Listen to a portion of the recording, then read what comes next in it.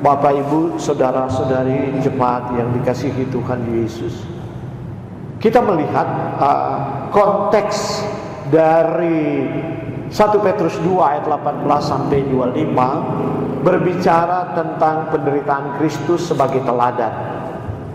Ya. Nah, di zaman, jadi konteksnya di zaman itu ada banyak orang Kristen yang masih menjadi hamba.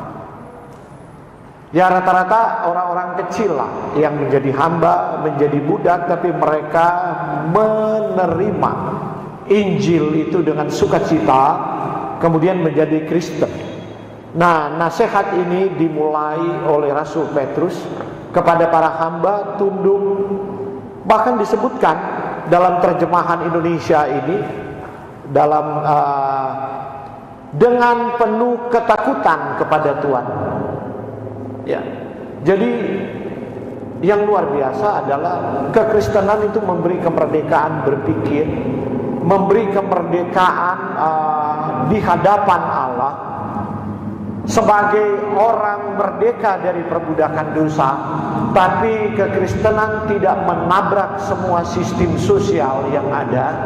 Bahkan ya, di sini di masa lalu itu ada hamba-hamba disuruh tunduk kepada Tuhan, bukan kepada Tuhan yang baik dan peramah, juga kepada Tuhan yang bengis. Ini luar biasa. Tentu kita bertanya, kok begitu ya? Sebab kalau kita mempelajari sekolah sahabat Wahyu kan, bahkan kita harus berdoa secara jujur, Tuhan ini orang tidak adil gitu kan. Tapi kalau kita melihat 1 Petrus 2 ayat 18 sampai 25 bagi saya dalam perspektif misiologi, jadi untuk misi Kristen, sewaktu seorang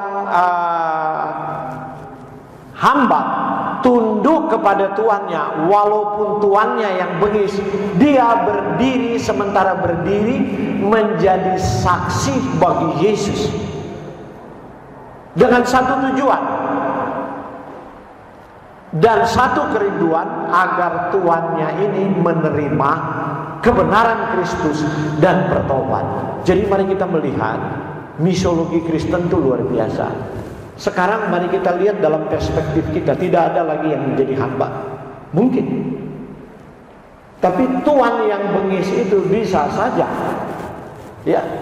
Dalam perspektif sosial kita adalah kita bekerja di sebuah perusahaan, kita bekerja di sebuah usaha, ya, atau malah tuan yang bengis itu adalah pemerintah.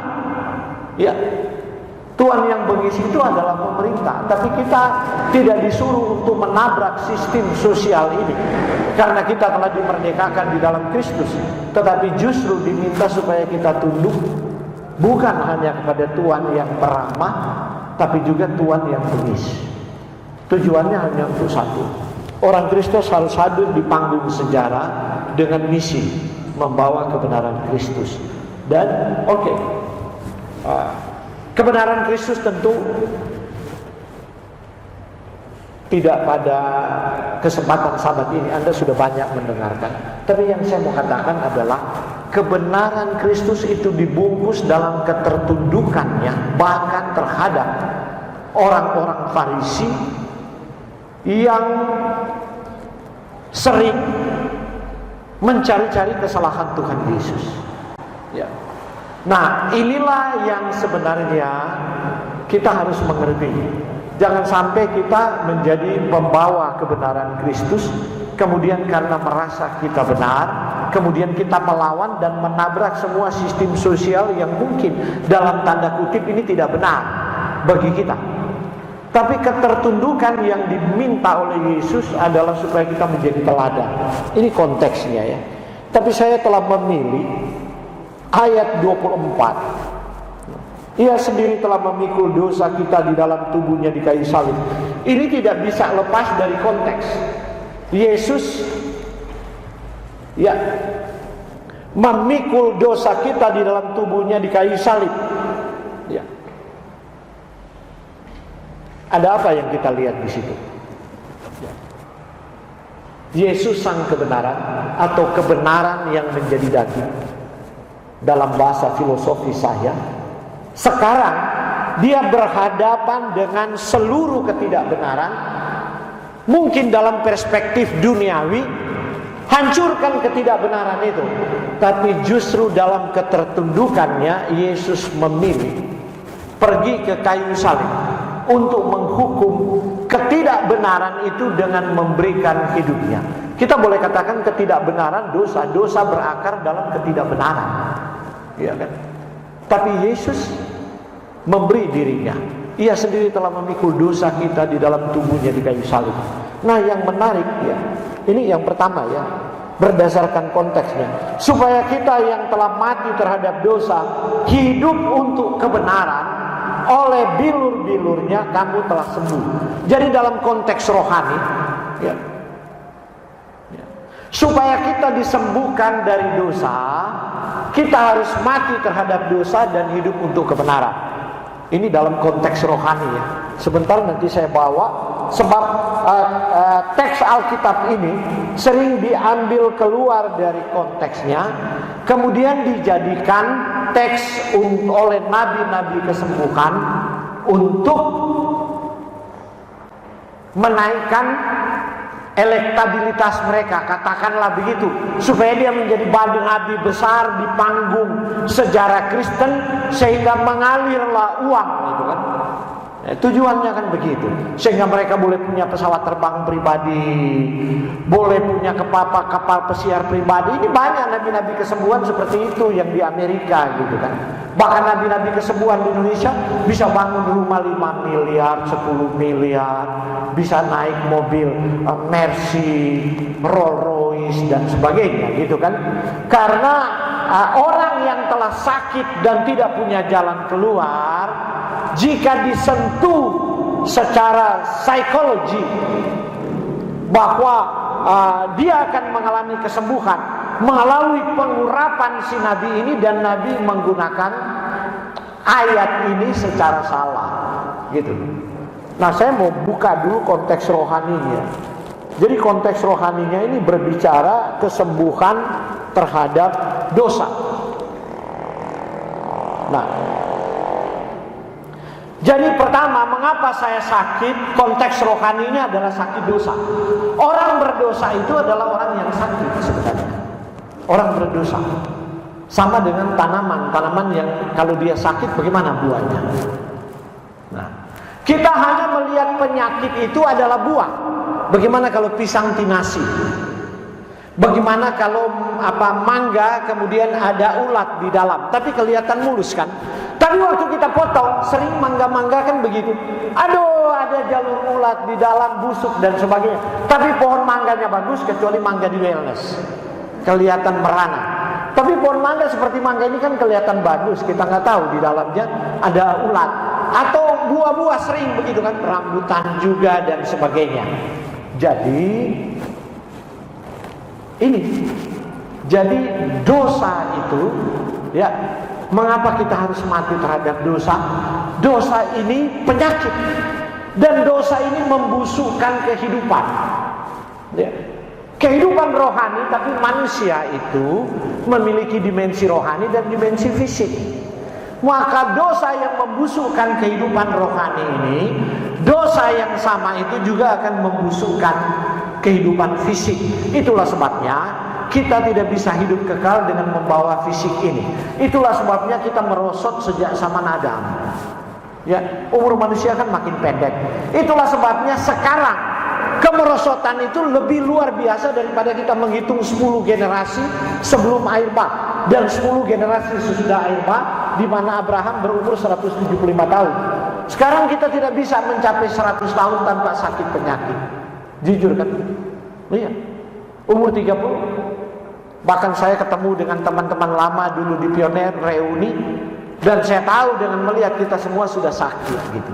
Bahkan saya pun yang berdiri, Anda lihat berdiri kemarin kami bertemu, istri saya langsung bilang begini, bilang gitu, Papa, semua orang bilang kamu lebih muda begitu kan, kamu tidak berubah begitu, kamu aja yang selalu berpikir kamu sudah tua dan sakit.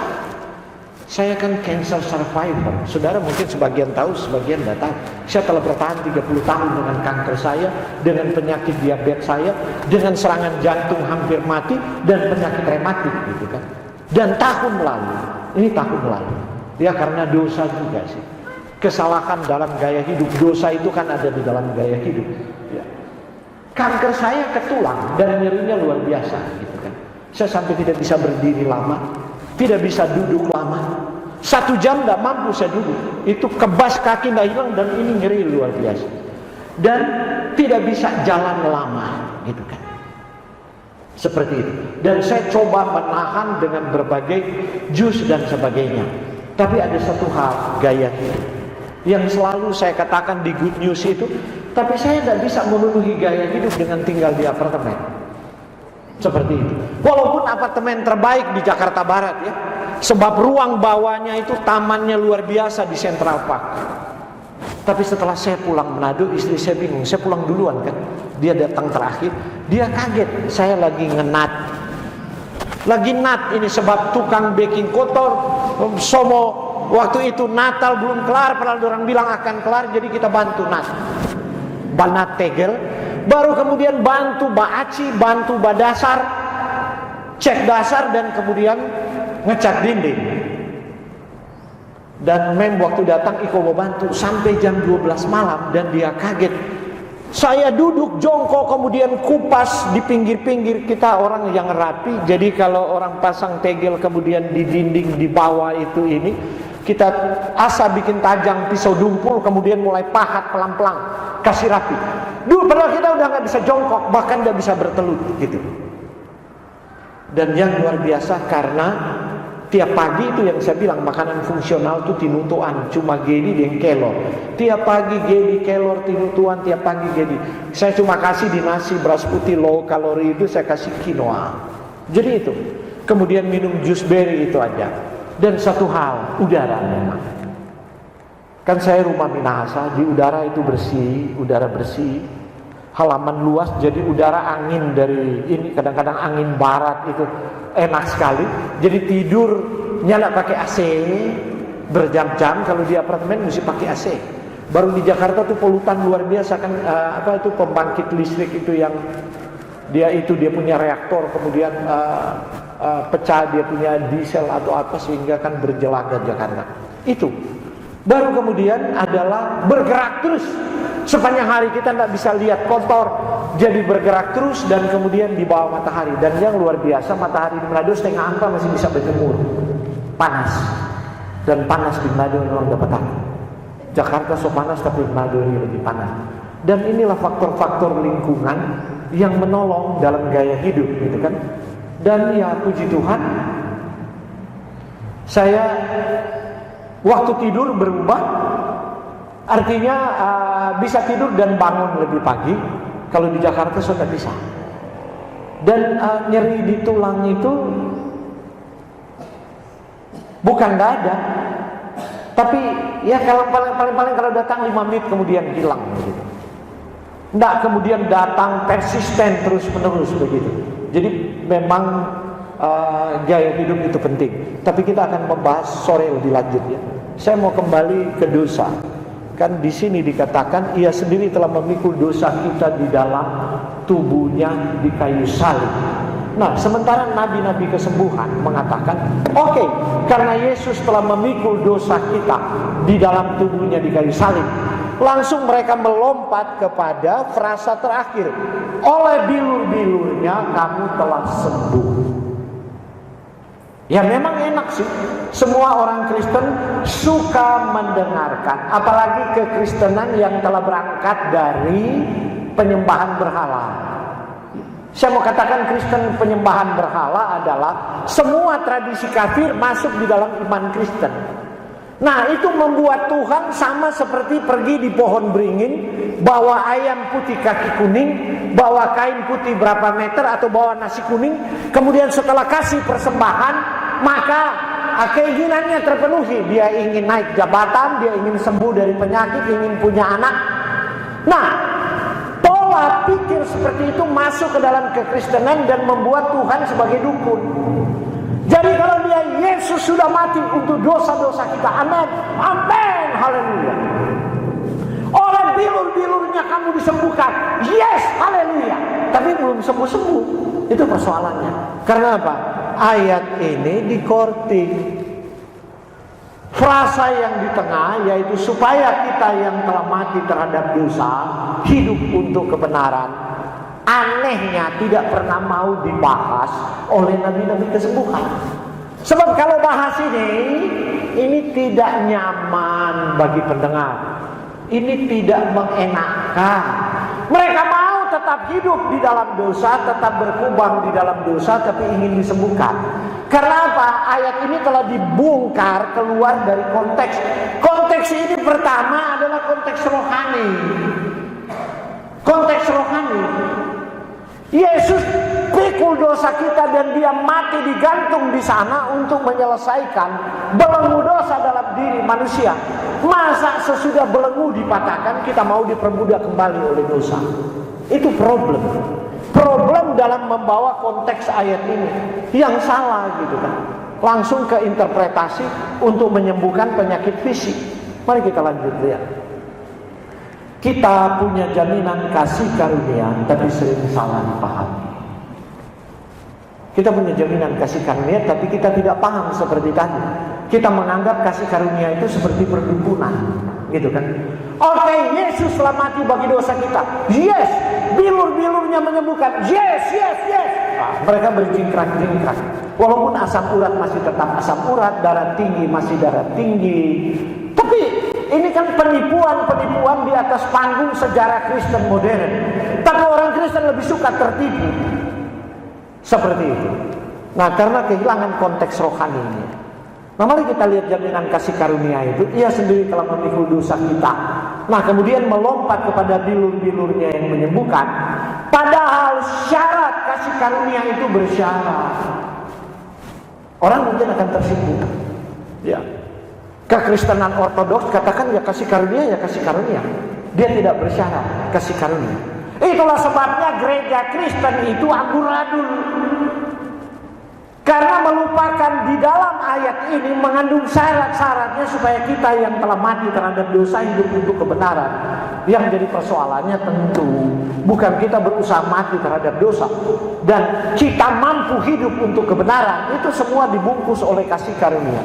Tapi dengan menghilangkan mati terhadap dosa dan hidup untuk kebenaran, inilah kasih karunia yang diselewengkan, yang ditawar terlalu murah. Artinya begini, engkau boleh bikin apa saja, Yesus sudah mati begini. Gitu kan? Tapi mereka tidak melihat konsekuensi dari dosa yang telah membawa Yesus digantung di kayu salib. Mari kita mulai bahas satu persatu.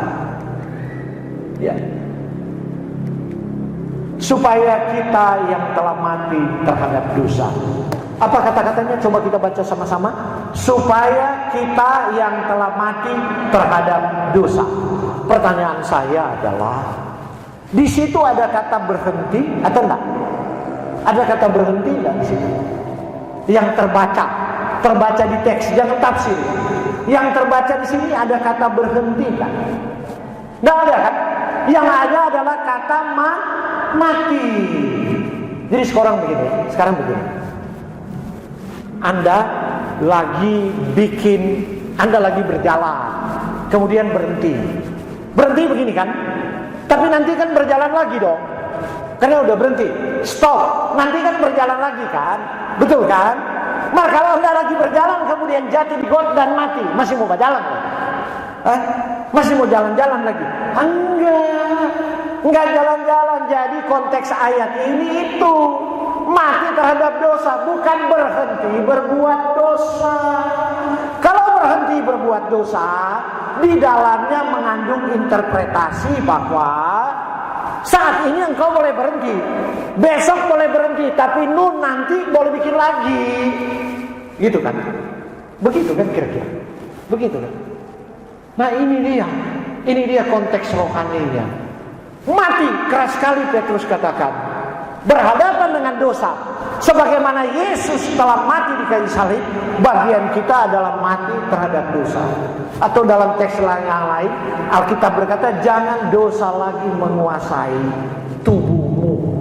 Jangan dosa lagi menguasai hidupnya. Dosa itu mesti kita harus mati terhadap dosa. Begitu kan? Siapa bisa bunuh dosa? Nggak bisa. Kecuali kita mati terhadap dosa gitu. Kalau kita sudah mati kan misalnya nggak ada. Orang mati masih bisa berbuat dosa? Nggak bisa berbuat dosa. Inilah teologi Petrus tentang dosa yang luar biasa. Ya. Jadi mati terhadap dosa. Nah, ini syaratnya mati terhadap dosa. Jadi kenapa?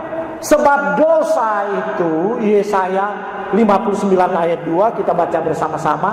Tetapi yang merupakan pemisah antara kamu dan Allahmu ialah segala kejahatanmu, dan yang membuat dia menyembuhkan diri terhadap kamu sehingga ia tidak mendengar ialah segala dosamu. Jadi mengapa harus mati terhadap dosa? Dosa adalah jurang pemisah sehingga Tuhan tidak dapat memerdekakan kita dari dosa dan menyembuhkan kita dari dosa. Itu dulu makna rohaninya. Nanti akan terjadi setelah kita disembuhkan secara rohani, kita disembuhkan secara fisik. Itu maknanya. Ya. Jadi dosa ini adalah jurang pemisah. Tuhan rindu untuk menyelamatkan kita.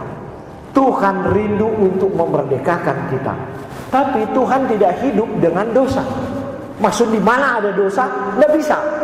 Cahaya kemuliaannya akan membunuh orang berdosa. Dan di mana Allah hadir, dosa tidak ada di sana. Ya.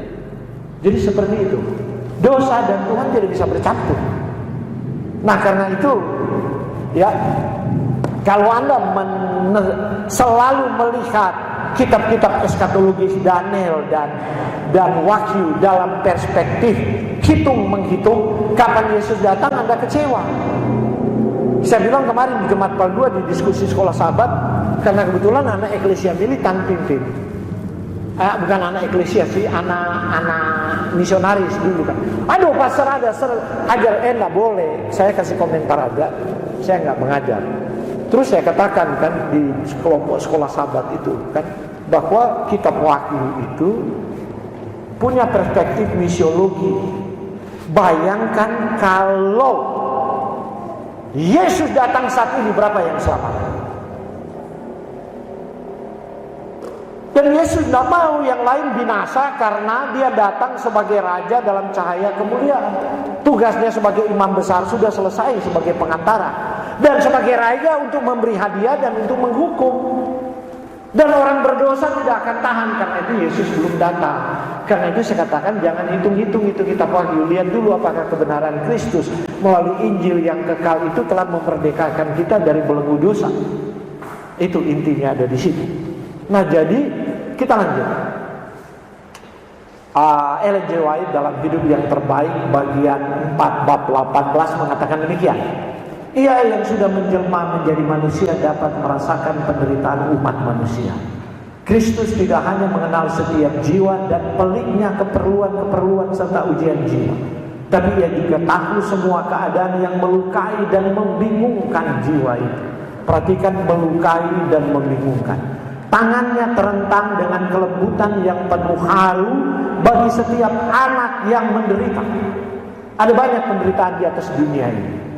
Mulai penderitaan sakit penyakit, penderitaan ketidakadilan, penderitaan ekonomi, penderitaan macam-macam. Ya.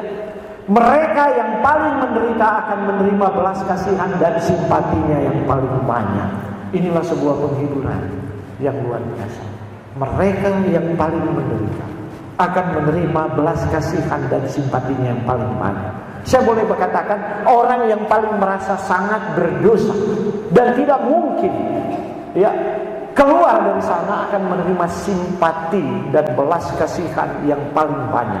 Hatinya terjamah dengan rasa kekurangan kita, ketidakmampuan kita untuk menyelamatkan diri kita, ketidakmampuan kita untuk mati terhadap dosa. Dan ia ingin agar kita meletakkan kebingungan dan kesusahan kita di kakinya dan meninggalkannya di situ. Jadi mati terhadap dosa. Kalau saya memakai dukungan quote ini, mati terhadap dosa, bukan kita berusaha siapa yang bisa melawan dosa dan mati terhadap dosa, tapi meletakkannya di kaki Kristus. Segala kebingungan kita, keputusasaan terhadap peperangan terhadap dosa. Dan itulah sebabnya kita berada di istana waktu. Amin. Adik-adik tahu Keluaran pasal 10 hukum Allah di Keluaran pasal berapa? 10 hukum Allah Keluaran pasal berapa ayat? Enggak, ada adik-adik yang tahu? Adik-adik yang kecil-kecil di remaja. 10 hukum Allah di Keluaran pasal berapa? Pasang tangan. Ya, tapi enggak dapat sepeda ya. Pasang tangan. Keluaran pasal adik-adik. Keluaran pasal bagaimana ini sekolah? Keluaran pasal 20. Nah, sekarang pertanyaan. Pembukaan Keluaran pasal 20. Ada adik-adik yang mau baca ayat pertama Keluaran pasal 20. Jangan dulu baca yang ayat 8 sampai 11. Ayat pertama. Apa itu? Tolong. Terus lanjut. Ialah Tuhan Allahmu yang bawa engkau keluar dari tanah Mesir dari perbudakan. Jadi konteks hari Sabat adalah konteks di Keluaran 20, konteks hari Sabat adalah konteks memerdekakan dari perbudakan. Ini yang sering orang Advent lupa. Konteks hari Sabat dalam Keluaran 20 adalah memerdekakan dari perbudakan. Karena itu kan mereka berteriak diperbudak di Mesir kan. Tidak ada istirahat kerja 1 minggu. Sekarang mereka diberikan istirahat pada hari ke-7. Sekarang pertanyaan, engkau diperbudak gak? Kita diperbudak gak? Enggak, kita gak lagi diperbudak. Berarti tidak perlu hari Sabat. Tidak perlu, itu konteksnya. Dan itu benar, itu sudah dibahas oleh teolog hebat. Itu benar. Tetapi Alkitab selalu kini dan nun. Bagi orang Israel itu kelepasan dari perbudakan di Mesir. Mesir ini melambangkan penolakan terhadap Allah terang-terangan, atau orang berdosa tanpa Allah. Dan hari Sabat bagi umat Allah adalah kelepasan dari perbudakan dosa, dari penolakan kehadiran Allah dalam kehidupannya, penolakan terhadap Yesus Kristus yang telah mati terhadap dosa. Dan inilah konteks hari Sabat kita. Karena itu saya katakan Sabat adalah istana waktu. Jadi orang-orang yang hadir hari Sabat mati terhadap dosa. Iya, hari ini kita harus mati terhadap dosa. Karena itu jangan bikin komite dan berdosa pada hari Sabat. Saya waktu jadi ketua setelah memahami pelajaran ini, bagi saya adalah Sabat istana waktu tanpa dosa. Di komite kita ribut. Padahal untuk urusan pekerjaan Tuhan kan. Seperti itu kan. Nah, oke. Mari kita lanjut. Ya. Mari kita lihat dosa ya. Semua orang telah berbuat dosa dan telah kehilangan kemuliaan Allah. Amin. Jadi begini. Di mana ada dosa, tidak ada kemuliaan Allah. Itulah sebabnya Tuhan mau di panggung sejarah terakhir ini kemuliaannya dinyatakan di mana dosa akan diselesaikan. Dan kita harus menjadi representasi Yesus, representasi kebenaran Yesus untuk hal ini. Maka semua orang telah berbuat dosa dan kehilangan kemuliaan Allah. Mari kita lihat dalam bentuk grafis seperti ini, dalam bentuk gambar ya. Dosa itu mulai dengan ketidaksempurnaan. Itu sebenarnya dosa ya. Jadi dosa hanya punya satu realitas, ketidaksempurnaan. Allah itu sempurna. Amin. Allah itu kekal. Ketidakkekalan dan ketidaksempurnaan itu adalah dosa ya. Realitas yang kita lihat, kenyataan yang kita lihat ini dibangun di atas ketidakpastian karena realitas dosa. Betul? Tidak pasti. Siapa bisa meramal hari esok? Tidak pasti. Gitu kan? Meramal musim aja, hujan dan panas saja tidak pasti. Gitu kan?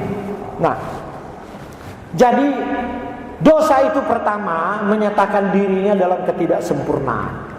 Ketidaksempurnaan kemudian kita melihat yang berikut adalah kemerosotan atau entropi. Di alam tidak ada sesuatu yang kekal. Semua kita menjadi tua dan mati. Tanaman menjadi tua, busuk, kering dan mati.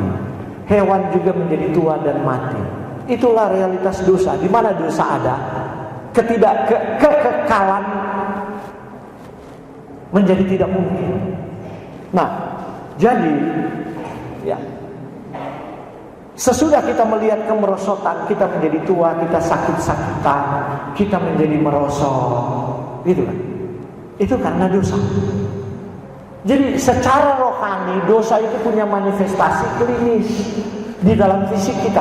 Semakin kita berdosa, kemerosotan kita semakin cepat. Yaitu dosa dalam gaya hidup dan lain sebagainya akan semakin cepat. Begitu. Baru kemudian adalah kesementaraan menjadi sementara. Di dalam realitas dosa semua menjadi sementara, tidak ada yang kekal. Sampai ada filsuf yang berkata bahwa ketidakpastian itulah realitas satu-satunya di atas dunia ini. Sayang dia nggak tulis tambah satu kata, di atas dunia yang berdosa. Ketidakpastian adalah realitas atau kenyataan, gitu kan? Maka tidak usah terlalu stres dengan ketidakpastian. Sebab memang dunia yang berdosa seperti itu. Ya, jangan jadi stres dan tua dengan ketidakpastian. Ya. Kita tidak bisa memastikan juga kok hari esok, kecuali kita berada di dalam Kristus. Kita memiliki pengharapan. Ya. Di luar itu kita tidak bisa memastikan, gitu kan? Bisnis yang kita rancang, apakah dia akan bertumbuh atau dia bangkrut? Ya. Bahkan kita sudah hidup sangat ketat. Atau bahasan ketemu dengan teman-teman ekspioner semua, melawat Dr. Ruben Supit kemarin kita ketemu semua kan. Terus dia bilang, aduh dengan siapa kok lebih muda. Kenapa orang sakit-sakit semua? Iya, udah lihat kita kelihatan lebih muda. Tapi kita ada survive dengan kita penyakit 34 tahun. Dengan penyakit-penyakit yang mengerikan dan mematikan. Kanker, autoimun, diabetes. 34 tahun, bangun dilihat kita muda. Seperti itu. Ya. Jadi ini dia kesementaraan. Karena memahami ini, maka saya tidak pernah stres dengan ya. Bahkan waktu penyakit itu datang, apa doa saya? Tuhan ampuni saya karena saya telah berdosa dalam gaya hidup saya dan dosa-dosa yang lain.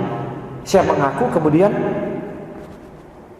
Tuhan, kalau memang ini beban yang harus saya pikul, berikan saya bahu yang kuat.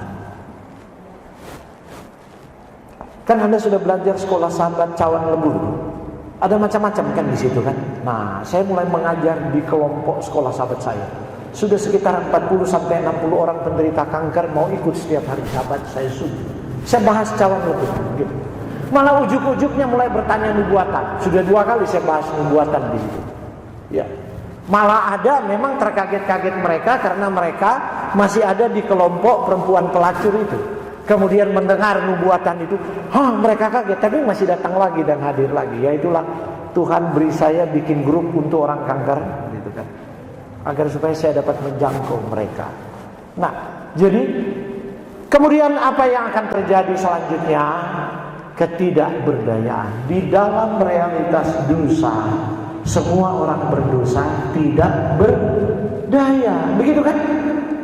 Contoh kanker ya, saya bahas saja kanker. Profesor ahli kanker pun tidak bisa memastikan, ya, waktu dia intervensi penyakit kanker itu mau baik kapan di orang kanker. Memangnya baik-baik, di kemo terus dan di apa terus, kanker bolak-balik terus gitu kan. Kemudian mereka bertanya, Bapak nggak mau kanker kok bisa survive sampai sekarang? Saya tidak jawab walahu alam, tapi itulah good news yang saya kembangkan di core, di intinya God will trust and God centered. Kalau kita percaya kepada Tuhan, itu saja intinya. Kita akan bertahan karena faktor X. Saya ketemu orang yang dulu konsultasi kanker dengan saya 23 tahun yang lalu. Setelah pulang, tahu saya ada, kemudian cari ketemu, kita bilang shake hand sama-sama. You sudah ketulang, saya ketulang. You sudah bertahan 23 tahun, saya sudah bertahan 34 tahun. Oke? Jadi kalau kanker orang takut mati kan, coba bisa lihat kanker payudara tidak ada bertahan 5 tahun setelah di kemo, dan kanker ini tidak bertahan, orang takut mati kan? Karena apa? Ia tidak memiliki Tuhan di pusat hidupnya, ia tidak mengerti kasih karunia yang menyembuhkan dan memulihkan. Ada faktor X yang sains tidak bisa jawab. Kanker tetap ada di tubuhmu, tapi kehidupan adalah anugerah. Kehidupan tetap berlangsung dan kita boleh tetap produktif. Nah, oke. Kita lanjut. Mari kita lihat awal mula dosa yang ada di Eden. Saya pernah bahas di sini. Mengapa kita harus mati terhadap dosa? Sebab dosa inilah yang menghilangkan iman. Sewaktu iman hilang di Kejadian 3 ayat 10, maka kita menjadi tidak taat di Kejadian 3 ayat 6. Baru kemudian Kejadian 3 ayat 7 kita tahu yang baik dan yang jahat. Jadi waktu kita menjadi tidak taat, firman berkata A, kita buat B, kita buat C, berarti tidak taat kan? Yang terjadi adalah kita tahu yang baik dan yang jahat. Jadi selalu kalau kita tidak taat, yang ada di pikiran kita yang baik dan yang jahat. Kalau kita tidak taat terhadap hukum-hukum kesehatan, yang ada di pikiran kita membingungkan yang baik dan yang jahat, dan kita sulit untuk memilih. Itu persoalan. Baru kemudian apa yang datang? Ya, sesudah yang baiklah. Yang ada hanya ketakutan, kita berada dalam labirin kehidupan. Baik secara kejiwaan, psikologi, maupun secara fisik. Jika kita berada di antara yang benar dan salah, kita berada di antara yang baik dan yang jahat, atau kita berdiri di perempatan. Jangan suka berdiri di perempatan jalan. Maksud saya jalan kehidupan. Pilihlah arah. Kalau berdiri di perempatan jalan nanti bingung. Di utara lihat, aduh, Papa bilang begini dalam hidup. Kenapa tuh di utara persis Papa? Api di utara, sampai di utara yang betul kok. Mundur lagi. Kemudian Mama bilang yang betul itu di selatan. Kemudian lihat ke selatan, persis rupa Mama bilang. Berjalan ke selatan, salah. Mundur lagi. Itu semua habiskan waktu 20 tahun. Misalnya, sekarang seumur 40. Kemudian ada buntu kotek metua bilang, kalau itu bapak-bapak itu ada di mana? Timur, sebelah kiri. Berjalan dia ke timur, dihabiskan 20 tahun. Setelah umur 60 dia kembali ulang ke perempatan. Aduh, salah semua. Yang betul tapi guru-guru dulu dia bilang ke kita. Maka dia mulai ke barat, sebelah kanan. Dia berjalan lagi 20 tahun. Sampai dia suntuk, sotua dalam hidup. Sampai dia kemudian kincing berak di atas tanpa tidur seumur 80. Baru dia sadar semua salah. Yang betul gimana? Ya, ingatlah kisah Musa dan orang Israel. Iya kan? Melihat ke atas. Bayangkan Tuhan bikin 10 mujizat di Mesir. Tapi Tuhan masih izinkan satu lagi. Dikejar kan? Mereka dilepas tapi Tuhan izinkan dikejar. Jadi mau cari tahu tentang Tuhan, baca kisah-kisah perjanjian lama yang tidak ditulis secara akademik, kemudian ditulis secara sistematis, tapi dibuat cerita. Bagaimana Allah bekerja di dalam sejarah manusia dan di dalam sejarah dosa. Tuhan sudah bikin mujizat, tapi Tuhan masih izinkan satu hal. So sampai mujizat ke-11 mereka dilepaskan. Mujizat kan 10. Ada 10 tulah kan? Tapi kemudian kan sekarang mereka dilepaskan. Kok sampai hati Tuhan masih izinkan lagi mereka dikejar? Bagaimana sih Tuhan ini dia? Orang so lari-lari lagi, dikejar dengan pasukan Mesir yang sangat kuat. Kok Tuhan bikin lagi pergumulan kedua? Tuhan bawa lagi kemana? Di antara tebing, di ujung laut, gitu kan? Tuhan sering membawa ke jalan buntu. Oke. Jadi kalau baca Alkitab dan coba baca yang di sadap-sadap, ya. Perjalanan umat Allah persis orang Israel. Sister White bilang jalan itu semakin hari semakin kecil, semakin sempit. Akhirnya kita berhadapan dengan jalan buntu di dunia ini. kita hanya bisa berteriak, meminta pertolongan ke atas.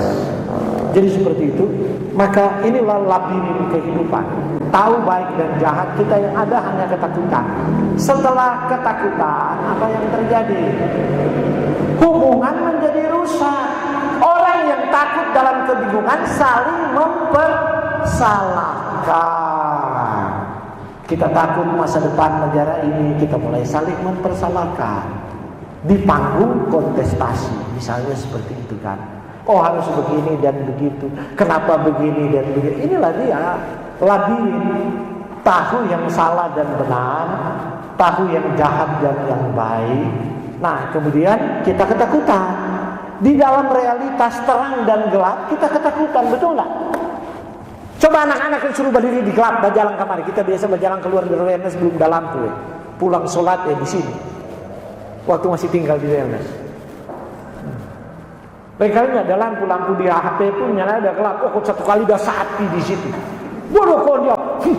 Begitu kita kaget kibasuar dini, kita pikir orang jatuh. Sapi koteknya ada palian memang. Kurang kita perhatikan baik-baik, betul ada mata kotek bercahaya sapi. Di situ gelap. Nah, anak-anak itu sering kenapa takut? Ya karena ada di realitas antara terang dan gelap. Dan Tuhan izinkan dunia ini ada terang dan gelap. Sinar matahari untuk Tuhan memberi pengharapan kepada kita. Kenapa harus sabar, harus mulai dari matahari terbenam kemudian sampai matahari terbenam. Itu semua ada hubungan dengan itu. Nah, oke, kita lanjut supaya tidak melebar kemana-mana. Hubungan rusak sebab kita saling menuduh. Jika suami istri bingung di rumah tangga, ya saling menuduh. Karena salah kok semuanya dia. Nah ini mama pesalah, nah ini papa pesalah, yang ini pesalah. Ya begitu kan. Hubungan akan rusak, maka kasih itu hilang. Hubungan kalau sudah rusak, kasih hilang. Demikian juga hubungan dengan Tuhan, kasih hilang. Kalau kita mulai menuduh Tuhan. Nah kasih yang hilang dan iman yang hilang, itulah kutuk. Kutuk itu apa sih? Masa Tuhan suka mengutuk-kutuk? Waktu kita kehilangan iman dan kita kehilangan kasih, hanya ada satu realitas dalam kehidupan. Kutuk, kutuk, kutuk, dan kutuk. Terus. Waktu kita kehilangan iman dan kita kehilangan kasih. Jika di dalam rumah tangga telah kehilangan iman kepada Allah dan kehilangan kasih, rumah tangga itu seperti kutuk, seperti neraka.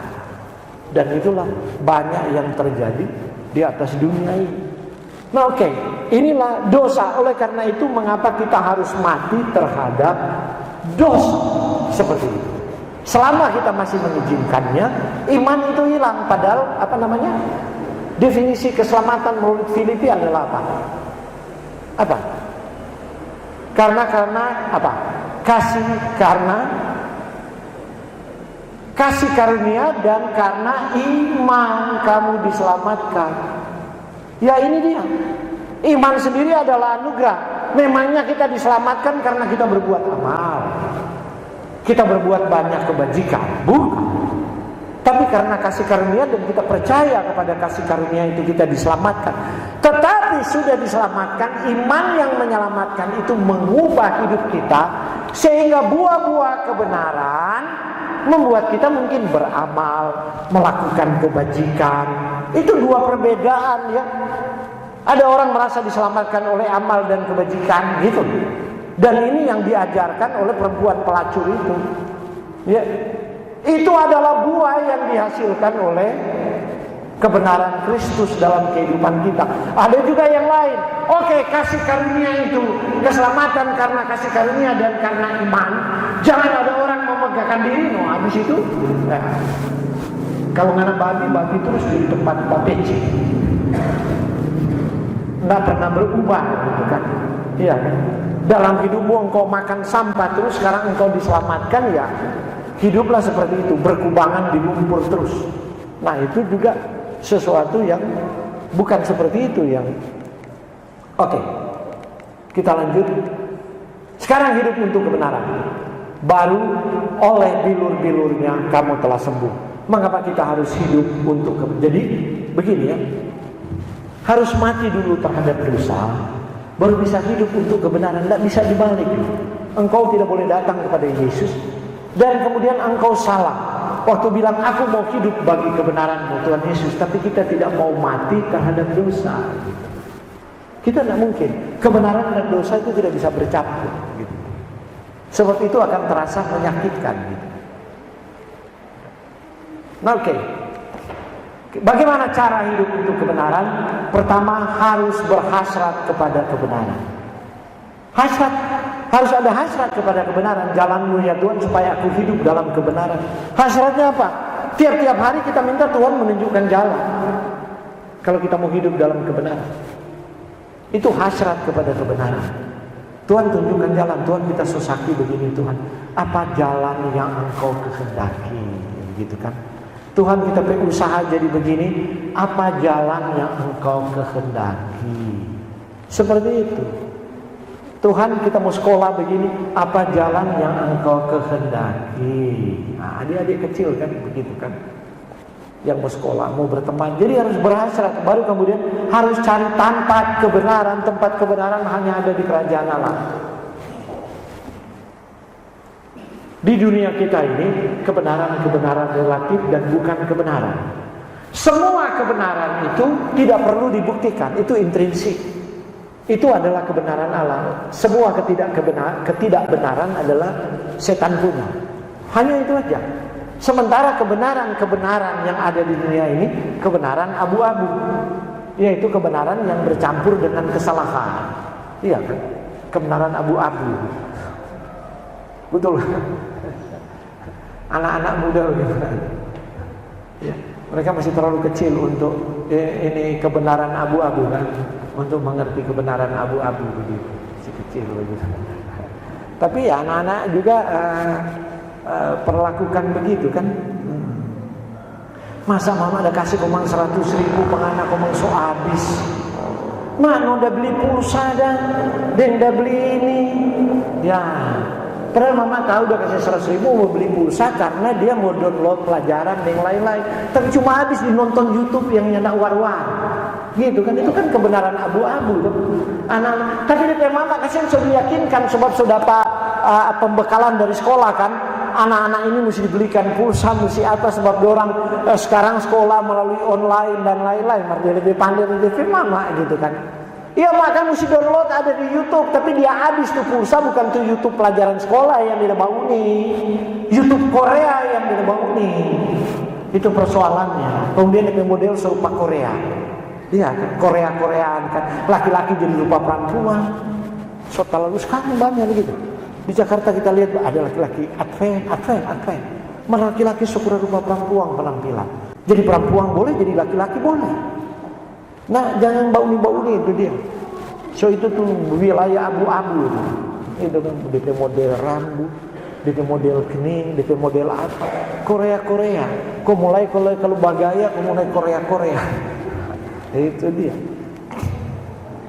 Harus tahu kebenaran baru dimerdekakan. Jika kamu mengetahui kebenaran itu memerdekakan. Jadi hidup untuk kebenaran kita tidak bisa jadi benar. Kebenaran adalah kebenaran Allah. Di luar kebenaran Allah itu bukan kebenaran. Allah tidak boleh dipertentangkan dengan kegelapan, ya setan punya. Allah adalah terang. Jadi kita harus tahu kebenaran baru kita menjadi merdeka. Di mana kita tahu kebenaran? Ya firman Allah. Kalau kita tidak suka firman, kita lebih suka artis Korea. Sekali-sekali untuk dia boleh, hanya untuk kasih muatan. Oh kita pedunya kok seperti ini sekarang. Jadi kalau tapi tamang aneh-aneh, oh karena itu dia. Kalau mau cari tahu bukan untuk kecanduan. Kalau cari tahu kan 1-2 kali, tapi kalau kecanduan kan terus-terus kan ikuti perkembangan, itu namanya kecanduan. Begitu kan, kecanduan. Ibu-ibu mau cari gaya model dan apa, boleh lo cari tahu. Maka kalau tiap hari buka-buka itu, lama-lama jadi korban mode. Lihat sekarang kan, apalagi dengan adanya TikTok. Hei, itu istri saya bilang, papa tahu itu ibu itu dulu zaman orang anak-anak, setelah dia menikah kan dipingit oleh suaminya, pendiam sekali, nggak suka bergaul. Setelah suaminya meninggal, aduh tiap minggu ada di TikTok upload, dia menyanyi serupa artis, bawa pakaian seperti artis. dan sebagainya. Dulu waktu masih ada suaminya, oh, nah ini lihat, pikiran itu diubah oleh apa yang kita lihat. Pikiran itu diubah. Anak-anak muda, iya kan? Bahkan ada model rambu kalau berubah, saya tahu dari mana dia bersumber. Saya juga lihat itu. Karena untuk tahu perkembangan kan, siapa nih anak-anak muda begini? Kadang-kadang Erik bilang, Pak ketinggalan di TikTok semua itu dia Pak. Oh, apa suku TikTok? Baru kemudian buka TikTok. Oh, TikTok ada DP bagus, ada DP bisa ini, ada bagus-bagus. Aduh, dorang solia di situ kan. Apa yang harus diketahui tentang kebenaran? Pertama, firman Tuhan itu kebenaran. Sudah, baru segala hukum Tuhan itu kebenaran. Itu kebenaran, tidak ada kebenaran yang lain, tidak ada. Kalau Anda mulai berpikir bahwa ada kebenaran relatif, itu bahaya. Itulah para moralisme di dunia modern ini menawarkan kebenaran relatif. Begitu kan? Kebenaran relatif. Kalau di Amerika biasa sih. Kita bolak-balik di Amerika. Itu kebenaran relatif. Ini ketua jemaat cerai dengan DP metua. Kalau dia kawin itu ketua diakonis cerai dengan DP tua kalau dia kawin. Jadi baku silang dalam baku kawin. Dulu masih satu gereja, masih jadi pengurus di jemaat. Mau bikin apa? Sebab di Amerika dunia dengan kebenaran relatif, moralitas juga relatif. Ya, masih untung pendeta berkati perempuan dan perempuan, yang laki-lakinya yang laki-laki. Ya seperti itu dunia kita kan. Walaupun orang bilang di California ada satu, kamar kita tidak sempat mau suka berkunjung ke sana, tidak ada waktu. Jadi seperti itu. Adik-adik yang masih kecil remaja, engkau akan berhadapan dengan kebenaran relatif itu. Hanya ada dua, Alkitab berkata firman Tuhan dan segala hukumnya. Termasuk kebenaran adalah hukum alam yang ada di alam. Yang penafsirnya adalah Allah sendiri. Bukan ditafsirkan oleh ilmuwan gitu kan. Oh, hukum alam kan di dalam tubuh kita kan ada hukum alam. Terus ilmuwan bilang, tubuh kita perlu protein kan, itu hukum alam. Makanya nak menjadi pandai kalau nak makan daging. Itu interpretasi. Itu kan interpretasi kemudian mencoba dibuktikan. Dan tidak terbukti itu. Orang-orang yang makan daging juga pandai-pandai. Nah, jadi seperti itu gitu kan. Baru kemudian apa yang harus diketahui tentang kebenaran? Perbuatan tangannya itu yang ketiga, itu yang saya katakan di alam. Itu kebenaran. Perbuatan tangan Tuhan itu kebenaran di alam. Contoh di tubuh kita. Ya. Perang gigi persis gigi kuda atau persis gigi serigala atau gigi macan. Teronte gigi persis gigi apa? Adik-adik, teronte gigi ini persis gigi apa? Kalau kita ubah pertanyaan. Ini ada yang paling kecil. Tahu gigi taring? Tahu deh gigi taring, tahu gigi taring yang keluar rupa Dracula begitu, tahu toh? Nah, kuda ada gigi taringnya enggak? Kuda yang sapi. Enggak ada kan? Enggak ada kan? Pernah lihat kuda makan tikus atau makan kelinci? Pernah lihat? Atau kuda makan anjing? Kuda makan apa? Rumput. Kenapa gigi persis apa? Kuda atau serigala? Itu kebenaran Tuhan yang ada di alam itu sederhana. God's purpose. Itu seperti itu. Kebenaran Tuhan yang ada di alam. Cuma kan manusia suka memodifikasi gitu. Sekali-sekali mungkin dia tidak apa-apa, maka berkali-kali dia semua punya dampak terhadap kesehatan. Kita lebih mirip ke herbivora daripada karnivora.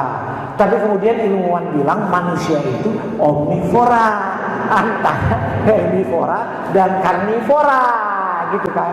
Karena malu dikelompokkan dengan serigala dan harimau, dengan cheetah dan singa, juga tidak mau dikelompokkan. Manusia kan selalu begitu toh, kelasnya kan turun. Tidak mau dikelompokkan dengan kuda dan sapi, maka manusia berdiri menjadi herbivora, tak makan pangoni semua. Itu kan manusia, begitu. Nah, jadi kebenaran Tuhan itu perbuatan Tuhan yang ada di alam. Yang 5 kebenaran manusia kalau begitu. Apa yang terang kebenaran? Adik-adik bagaimana? Adik-adik di sana, terang kebenaran apa dah? Ya. Kalau semua kebenaran Tuhan, terang kebenaran apa? Benar orang ribut kalau di komite dan di gereja karena merasa lebih benar, toh? Kadang-kadang orang menjadi representasi dari kebenaran kan? seperti itu. Walaupun pakai ayat, tapi orangnya tidak benar. Jadi tidak usah beribut lah kalau untuk pekerjaan Tuhan begitu kan. Kita pernah memimpin jemaat, kok jadi ribut di komite. Cuma gara-gara nih undakan mimbar, yang satu mau 3 undak rupa ini karena Trinitas. Allah itu ada Bapa, Anak, dan Roh Kudus, baru takhta di atas tanpa duduk. Yang satu mau hari Sabat hukum keempat mesti ampa DP undakan. Gila ndak, ribut ndak. Kita ketua satu, entah veto tuh dia, stop. Nggak boleh lagi keputusan di konferensi, nggak boleh lagi meeting hari Sabat, walaupun Sabat sore, meeting hari Minggu pagi. Bikin dinutuan kerja bakti, kau baru baku ande. Solala kerja bakti semua, kau baru rapat. Sajalah baku ande. Kurang begini. Kita bilang pendeta baca kutipan. Cos manual baca. Kita baca ayat, kasih renungan. Oke, saudara.